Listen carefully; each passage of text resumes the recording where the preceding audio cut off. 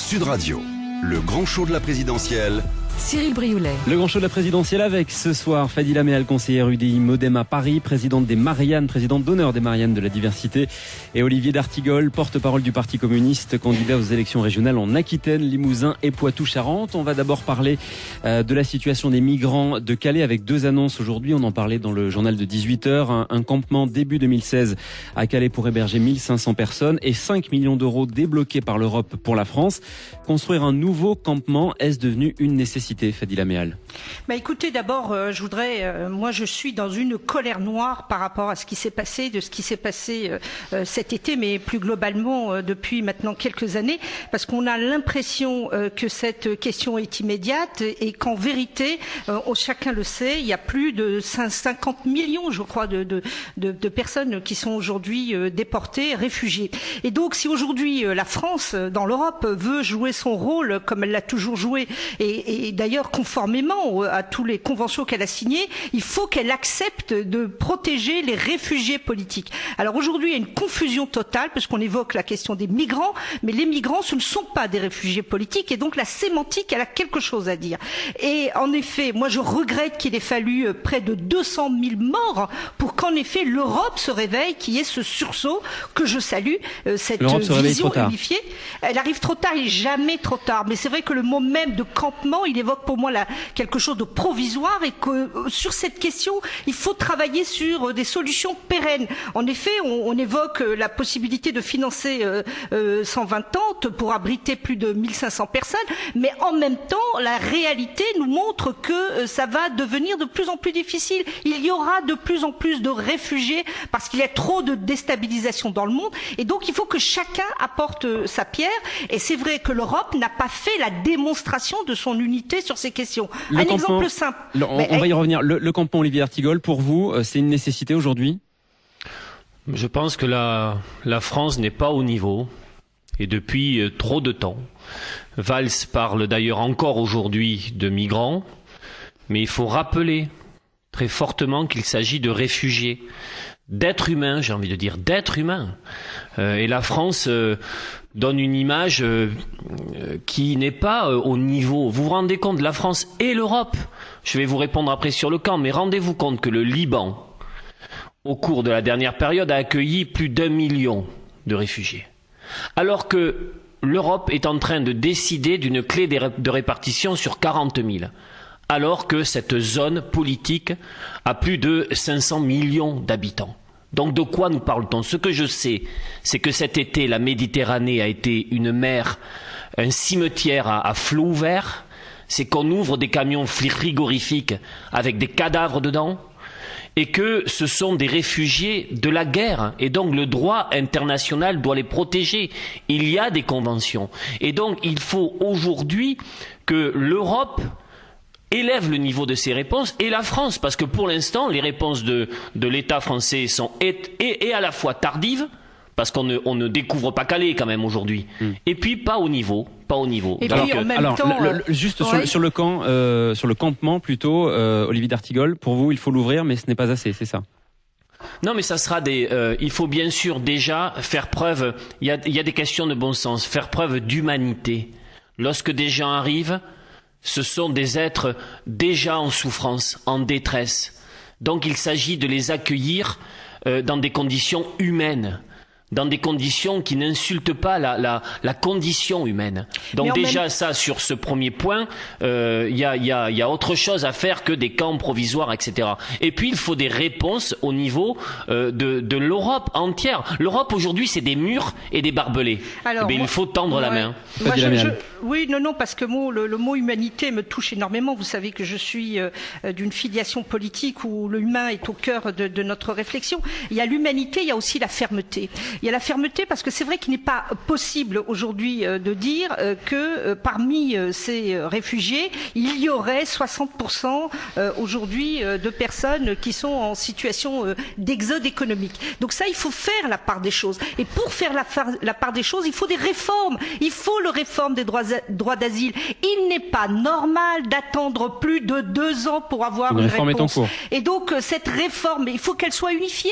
Il faut qu'elle soit unifiée au niveau européen. Il faut qu'il y ait aussi des niveaux de prestations qui soient unifiés à l'échelle de l'Europe. Alors c'est vrai, moi j'ai vécu cette question de façon très très proche, puisque je suis élue du 18e, et vous savez que Paris a été à un moment donné le lieu où sont venus s'installer beaucoup de réfugiés. Et c'est vrai que la question de la solidarité intercommunale est quelque chose pour nous d'important, tout comme elle l'est au niveau européen. Et c'est vrai que mon vis-à-vis a évoqué la question des migrants. Frontex dit il y aura très certainement plus de 340 000 réfugiés qui vont arriver pour 500 millions en effet d'Européens. Et c'est vrai qu'aujourd'hui nous sommes les premiers à défendre la démocratie en Syrie, et quand les Syriens sont obligés de partir à cause de l'islamisme et des guerres civiles, eh bien on les retrouve, comme vous l'avez souligné, dans des camions frigorifiés sans que personne ne s'en émeuve. Nous sommes aussi d'une certaine façon responsables des turbulences qui aujourd'hui agitent le monde en Afrique, au Moyen-Orient. Ça ne veut pas dire que nous devons évidemment nous flageller, mais faisons attention à faire en sorte que les conditions qui créent aujourd'hui ces exodes internationaux, qui ne pourront pas être résolus par des fils barbelés. Les conditions, c'est la guerre dans le monde. C'est-à-dire, la guerre, la sécheresse, les conditions, les dictatures. c'est d'abord le fait que le monde est construit sur des rapports de domination. Plutôt que des politiques de co-développement, d'aide véritablement aux pays du Sud. Et puis la non-résolution de conflits, des solutions par la guerre qui ont entraîné bien sûr cet exode, de ce départ de milliers de gens sauvant leur peau, que ce soit en Syrie, mais je pense à l'Érythrée, je pense à la Somalie, au Soudan. Donc voilà, on récolte l'échec de la guerre des civilisations, voilà, de ce qu'on nous a livré il y a 20 ans, présenté 30 ans comme la fin de l'histoire, on voit ce qu'il en est. Et puis, moi, je regrette la situation du monde, et l'ONU devrait parler plus fort, plus haut. On devrait aller vers une conférence internationale de résolution des conflits, avec véritablement la voix de la France a manqué sur la dimension diplomatique. Mais que dit la France aujourd'hui à l'échelle du monde, si ce n'est s'aligner derrière l'OTAN et s'aligner derrière des stratégies de guerre qui ont amené le chaos. Et puis il y a les situations. Parler pour dire quoi, Olivier d'Artigol? Comment parler pour dire quoi? Vous dites que la France, on ne l'entend pas assez. Je n'ai pas entendu la diplomatie française faire entendre une voix spécifique, celle qui est normalement celle de l'universalisme de nos valeurs républicaines. Voilà, c'est-à-dire que nous ne disons plus rien à l'échelle du monde. Notre diplomatie est totalement intégrée à une diplomatie portée par l'OTAN. On l'a vu sur les stratégies. Et puis il y a l'état du monde sur les inégalités économiques. Voilà, c'est aussi des guerres de la souffrance, de la misère. La parole de la France, elle est bien au-delà de ça, de ces valeurs universalistes. Elle a été un grand empire. Elle a été, je dirais, elle a fait les colonies. Elle est d'une certaine façon responsable de ce que sont devenues les anciennes colonies. Et c'est vrai que ça place dans le monde arabe l'intime à faire en sorte, en effet, que le conflit, par exemple, israélo-palestinien soit résolu, mais aussi que la démocratie puisse aujourd'hui régner en Syrie comme elle aurait dû le faire, en effet, sur l'Irak et d'autres continents. Le grand show de la présidentielle. Cyril Brioulet. Avec aujourd'hui Olivier d'Artigol, porte-parole du Parti communiste, et Fadila Mehal, conseillère UDI Modem à Paris. On continue de parler de la situation à Calais et des migrants en Europe. Manuel Valls a prévenu dans son discours aujourd'hui, il a dit il y a le droit d'asile et l'immigration régulière qu'il faut combattre, Olivier d'Artigol. Ah tiens donc, d'abord notre pays est riche de la migration. Voilà. Moi je sais que l'opinion publique n'est pas favorable à ça. Mais le courage en politique, c'est parfois dire des choses qui ne sont pas dans l'air du temps. Et moi, je suis fier d'un pays qui a été constitué par des flux migratoires successifs, par cette richesse. Moi, je suis, par exemple, pour le pluralisme culturel au sein de la République. Je suis pour que se creuser fasse notre force. Et le monde est ouvert aujourd'hui. D'accord, mais peut-on les accueillir, ces personnes, celles qui veulent rester en France, les accueillir et les faire vivre dans de bonnes conditions? C'est ce qu'elles cherchent aussi. Ah, mais bien sûr, il faut les accueillir et les faire vivre. D'ailleurs, vous savez que les migrants, comme vous dites, produisent de la richesse. Hein. C'est-à-dire que il y a tout un discours à avoir là-dessus. C'est-à-dire on présente toujours ça comme un coût, mais ils sont dans nos communes, dans nos régions, dans notre pays. Ils produisent de la richesse. Le plus souvent, d'ailleurs, une majorité d'entre eux sont intégrés. Leurs enfants sont scolarisés. Moi, à une école de Pau, j'étais parrain républicain d'une petite qu'on a accueillie. Elle est aujourd'hui la première de son école primaire en classe. Mais c'est une magnifique réussite. Donc moi, je pense que il faut aujourd'hui chasser, j'ai envie de dire, les peurs. Le Front National joue sur les peurs. Il faut chasser les peurs. La guerre de tous contre tous.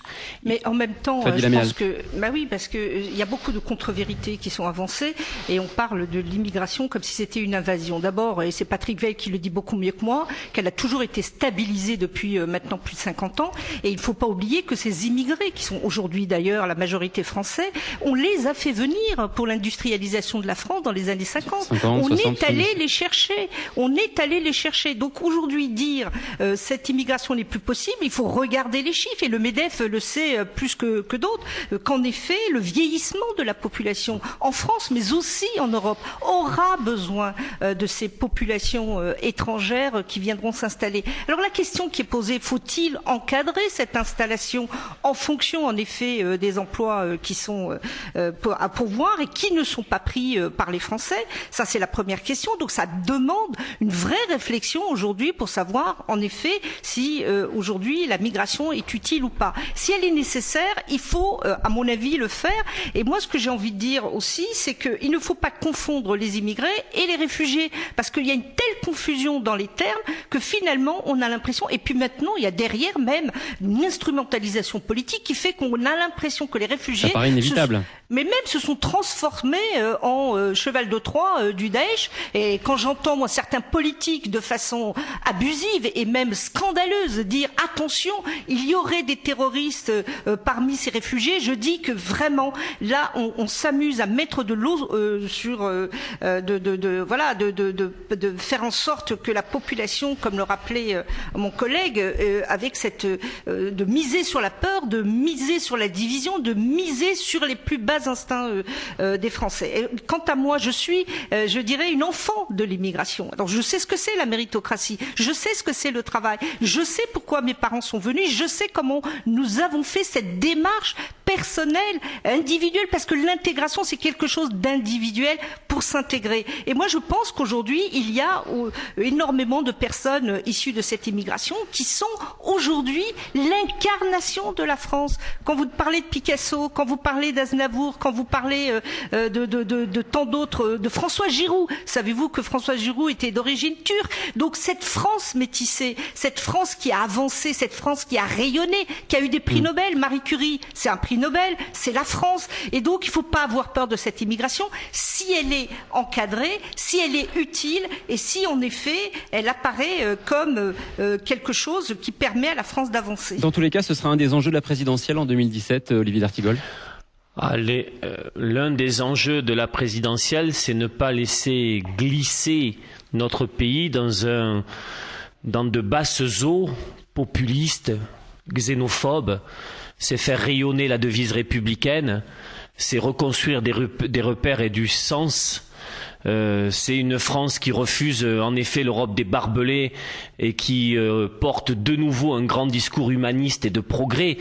En fait, l'un des grands enjeux de la présidentielle sera quel est l'avenir que nous souhaitons? Dans quelle société voulons-nous vivre? Est-ce que c'est une société où on érige des murs entre les uns et les autres, entre les immigrés et les privés d'emploi, entre les privés d'emploi et les précaires, pour les faire s'opposer entre eux?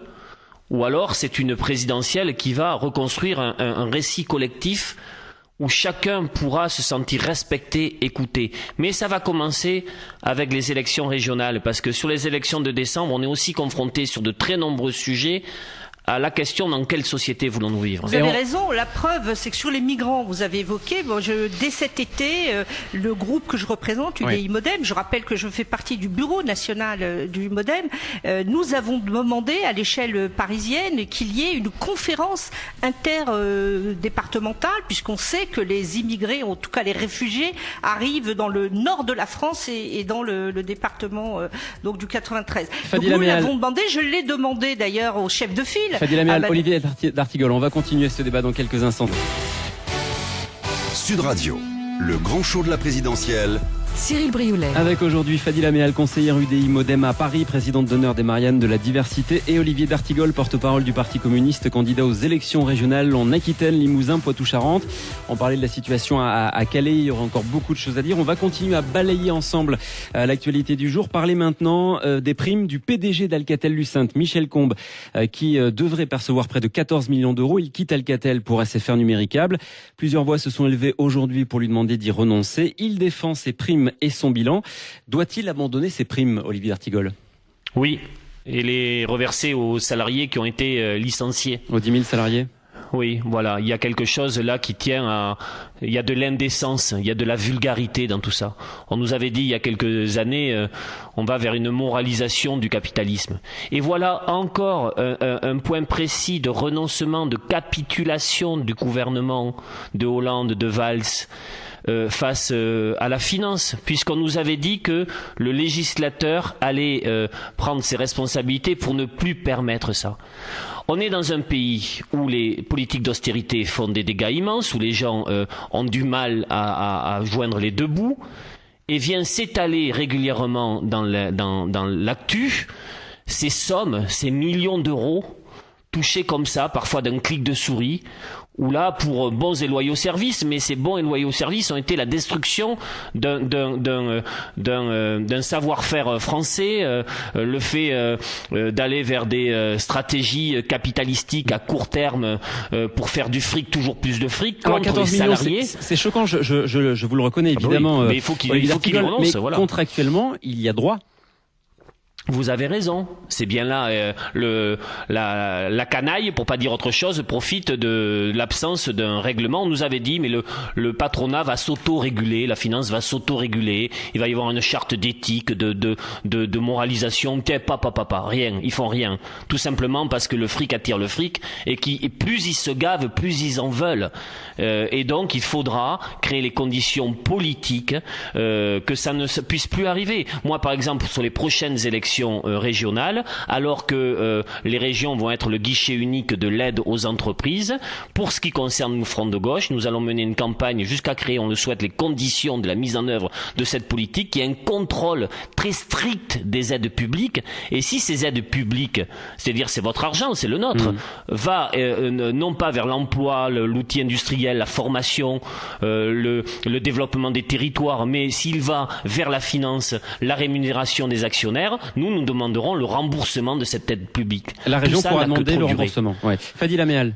Écoutez, en tant que représentante du Modem, nous avons tout dit sur le sujet. Vous connaissez les propositions qu'avait fait en son temps François Bayrou, et proposé même une loi cadre sur la moralisation de la vie publique, et donc sur évidemment les parachutes dorés. Je suis, comme vous venez de l'entendre, extrêmement choqué, déçu, écœuré même par rapport au fait, en plus, qui est très étonnant dans le capitalisme français, c'est que finalement les parachutes dorés vont souvent à ceux qui ont échoué.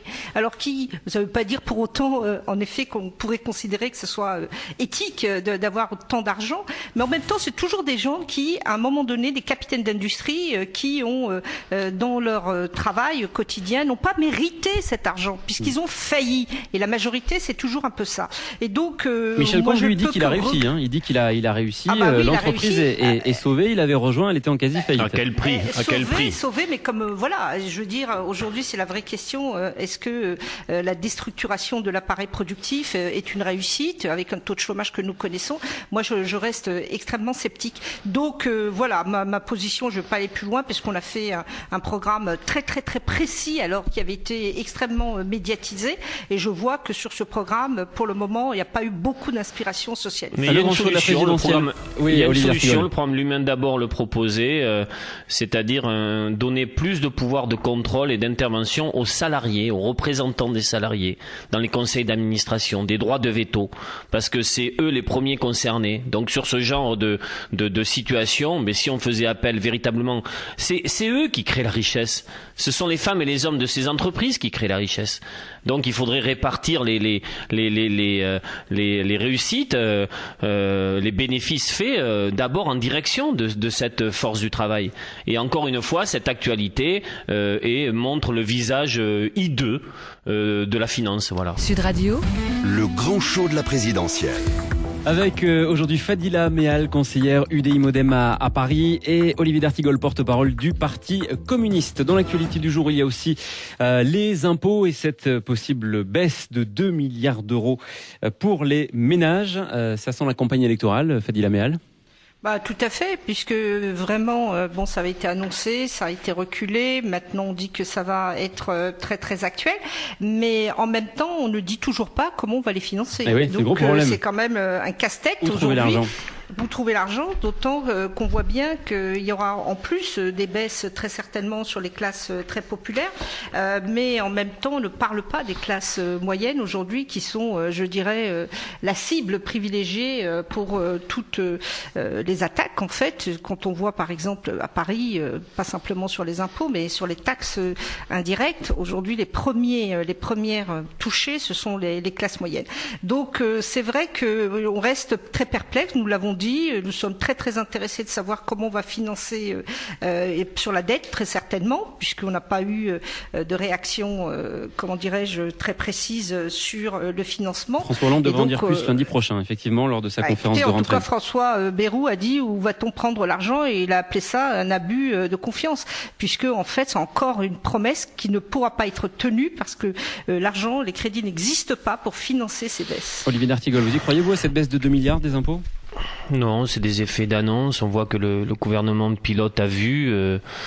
En fait, il a renoncé dès le début à la grande réforme fiscale de gauche qu'on était en droit d'attendre après 10 ans de droite et 5 ans de sarkozysme, c'est-à-dire aller chercher l'argent où il est, notamment dans les niches fiscales, dans les plus hauts revenus, où il y a plus de trous que de fromage. On voit bien sûr, on nous parle de l'impôt sur le revenu, mais il y a aussi l'impôt qui rapporte le plus aujourd'hui, c'est la TVA, et tout le monde... donc il y a un grand...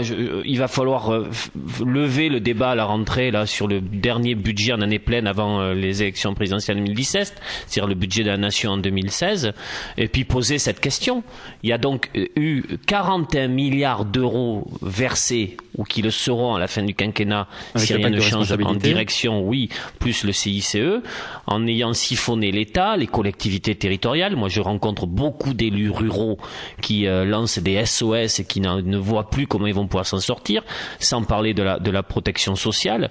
Donc, il faudrait remettre tout à plat et aller vers de l'équité et de la justice sociale. Aujourd'hui, c'est un système injuste et qui est en échec, tout simplement parce que la croissance est en cale sèche, le chômage atteint des records historiques, la précarité grandit dans tous les pans de la société.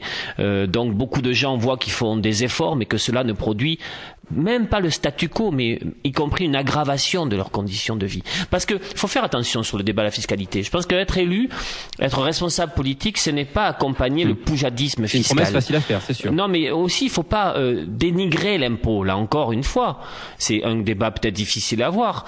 Là où il y a un problème dans notre pays sur le consentement à l'impôt, c'est que les gens voient bien qu'ils sont mis à contribution, mais ils voient les services publics fermés dans leur quartier. Ils voient que les solidarités nationales auxquelles ils pouvait compter il y a quelques années encore, s'écroulent les unes après les autres. Ils voient donc bien que l'État se désengage, que la vie autour d'eux s'étiole, se précarise. Donc ils se demandent bien à quoi sert cet impôt. Et donc quand on voit qu'il y a 41 milliards d'euros donnés aux entreprises, encore si c'était aux entreprises, c'est donné au patronat, parce que si ça allait aux entreprises réellement, tant mieux.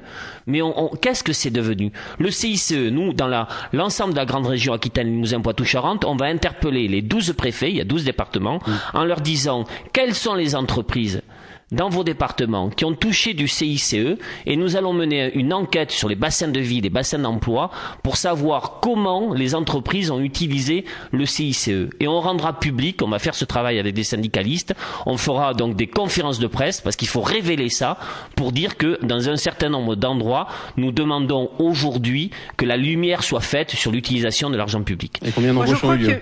Oui, j'ai bien entendu là ce que vous venez de dire, mais je serais plus nuancée. C'est-à-dire que je ne fais pas la même analyse sur. C'est normal que le MoDem soit plus nuancé sur certains moments. Hein. Non, mais c'est un peu ce qu'on attend de vous. Hein. Non, mais ne l'attendez pas. Ne soyez pas ironique. Hein. Vous savez que le MoDem a des positions je connais bien le MoDem. Voilà, qui a été assez radical sur des sujets sur lesquels, notamment sur la dette, où il a été souvent bien seul.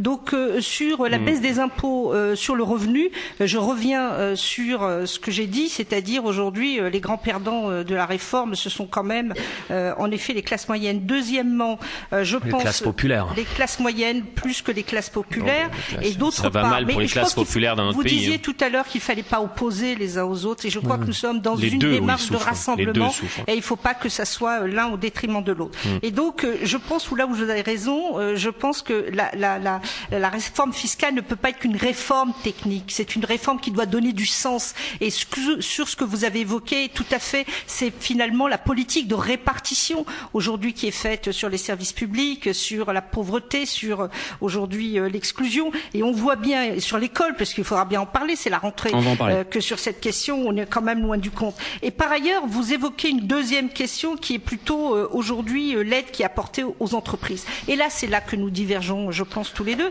dans la mesure où je crois que le système, donc pour moi, le plus fiable et le plus efficace, c'est quand même le capitalisme. Mais c'est pas le capitalisme avec le poulailler dans la bergerie. Le renard dans la bergerie. Le goupil dans la ferme. C'est aussi que ce soit un capitalisme qui soit encadré, qu'il y ait des acquis sociaux sur lesquels il faudrait pas revenir, mais en même temps, force est de reconnaître que la richesse, elle vient des entreprises. Et que beaucoup d'entreprises... Des femmes et des hommes qui y travaillent. Mais moi, je fais pas, comme vous, cette distinction ou cette hiatus entre le capital et les gens qui travaillent. Je crois qu'il faut les deux pour réussir une entreprise. Il faut des gens qui... Mais est-ce que vous êtes d'accord avec moi que pour l'instant, c'est plutôt le capital qui est rémunéré plutôt que les femmes et les hommes qui travaillent? Vous savez, l'état des salaires, alors, vous parlez, un salarié évidemment... sur deux qui gagne moins de 1500 francs, vous faites comment dans votre vie quand vous avez 600-700 euros de loyer? Je peux vous dire aussi des dirigeants qui ont des fins de mois très difficiles. Ah oui, de PME, donc le capital, c'est aussi ça. C'est aussi la capacité pour ces entreprises, pour ces petites entreprises qui sont la première richesse de la France, de pouvoir vivre. Qui d'ailleurs ne touchent pas d'aide publique le plus souvent. Qui ne touchent pas d'aide publique le plus souvent. Alors, vous avez raison, mais je n'ai pas terminé ma question sur la richesse aujourd'hui, comment la créer, puisque c'est celle qui crée de l'emploi. Et on a évoqué, il me semble que c'est important, la réforme du Code du travail, sur lesquels peut-être il y a beaucoup de choses à dire, parce que on évoque cette richesse, il y a des taux de chômage qui sont extrêmement alarmants. Moi, je connais bien les quartiers populaires, et puis je peux vous dire que dans certains quartiers populaires, il y a près de 40 voire 50% de chômage. Alors ça veut dire quoi? Ça veut dire que les personnes vivent de l'assistanat? Non. Pour la majorité, alors certains disent ils vivent de l'économie souterraine. Eh bien non, encore une fois. Moi je pense que ce que j'ai vu, ce que j'ai pu, et là c'est un témoignage très concret, c'est que beaucoup vivent du travail au noir. Et pourquoi ils vivent du travail au noir? Parce qu'ils n'ont pas la capacité, ou ils ne veulent pas, en tout cas ils n'ont pas les moyens actuellement de pouvoir salarier, de pouvoir se mettre en conformité avec les règles d'un contrat de travail qui est d'une législation du travail qui est kafkaïenne. Et donc cette question, elle doit aussi être posée, parce que je pense que c'est pas très pédagogue d'opposer le capital au travail, mais de voir comment les uns et les autres. Si je peux répondre, c'est malheureusement pas nous qui opposons le capital au travail. Malheureusement, c'est le capital qui brise des territoires en proposant proposant des délocalisations, le dumping social, les travailleurs détachés, et c'est malheureusement celles et ceux qui travaillent voilà, qui Mais ne... vous évoquez quelque chose que nous avons dénoncé, c'est la financiarisation. Oui, c'est la financiarisation de l'économie. Vous avez raison, et l'économie casino. dénonçons. Et après, ce que je voudrais vous dire, c'est que oui, des solutions existent. Des solutions existent. C'est-à-dire que, par exemple, nous, à l'échelle de la grande région, on est en train de porter une proposition forte sur les circuits courts pour mettre à mal les marges odieuses de la grande distribution qui saignent à la fois les producteurs et qui ne permettent pas aujourd'hui, vu les prix pratiqués, aux consommateurs de véritablement pouvoir remplir leur frigo. Où beaucoup de gens se disent, est-ce qu'on va faire le plein d'essence cette semaine ou le plein du frigo?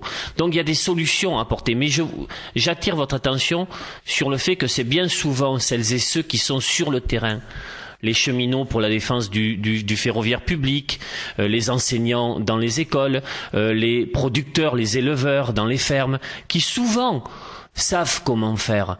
Mais le plus souvent aussi, c'est les intérêts financiers, des marchés financiers, du court-termisme, de cette économie folle qui est en train de créer de nouvelles bulles spéculatives, qui les empêchent, qui les entravent dans ces solutions-là. Merci Olivier d'Artigol, merci Fadi Laméal. C'est la fin de ce grand show de la présidentielle. Merci à vous tous les deux d'avoir